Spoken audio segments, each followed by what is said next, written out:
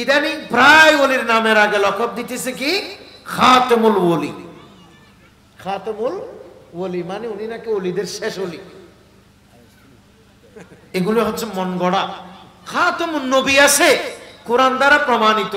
অন্তত পক্ষে খাতেমুল ওলি বলার জন্য অন্তত পক্ষে ইমাম মাহদী আলাইহিস সালাম আসা পর্যন্ত অপেক্ষা করতে হবে।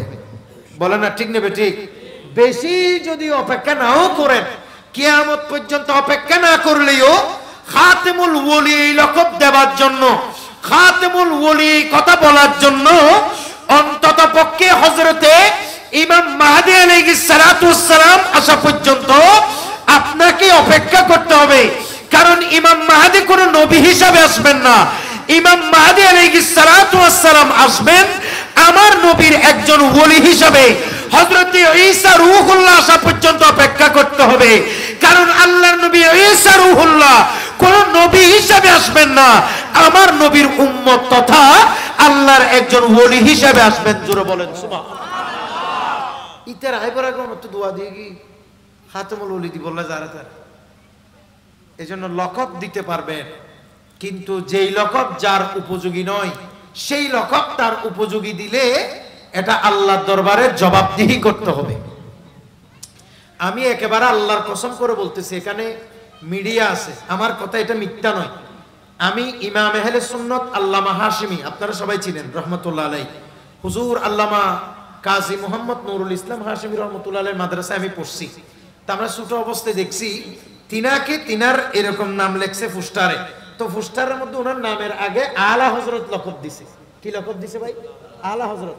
এই আলা হযরত দেবার কারণে ইমাম আহলে সুন্নাত আল্লামা হাশিমি রহমতুল্লাহ আলাইহি দুইবার এটার ব্যাপারে সরাসরি প্রতিক্রিয়া জানাইছেন।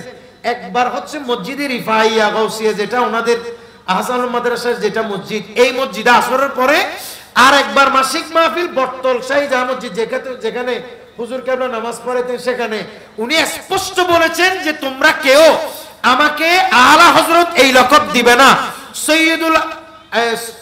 সৈয়দুল আরব ওয়াল আজম এরকম একটা ওনাকে কি বলে এই জাতীয় লকব তোমরা আমাকে দিবে না।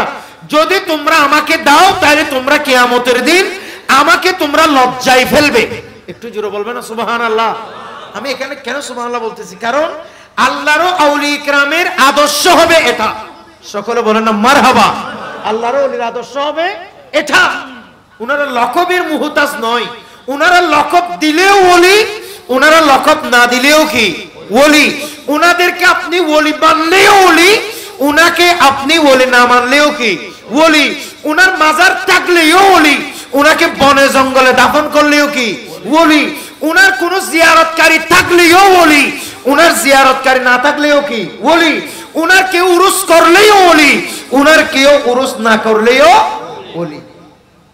কথা বলেন না ঠিক নিবে ঠিক?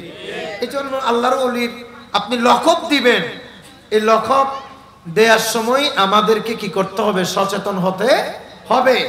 এই লকবের কারণে কিয়ামতের দিন আল্লাহর দরবারে কোনো আমার জবাবদিহি করতে হচ্ছে কিনা, কারণ সব কিছুর তো বিচার হবে। ফামান ইয়ামাল মিসকালা যাররাতিন খায়রান ইয়ারা। আল্লাহ বলেন সামান্য জররা পরিমাণ, জররা মানে হচ্ছে একটা বালির 70 ভাগের 1 ভাগ, এইরকম 70 ভাগের 1 ভাগ কেউ যদি ভালো কাজ ভালো কথা কেউ যদি বলে, কিয়ামতের দিন সেটারও জবাবদিহি করতে হবে।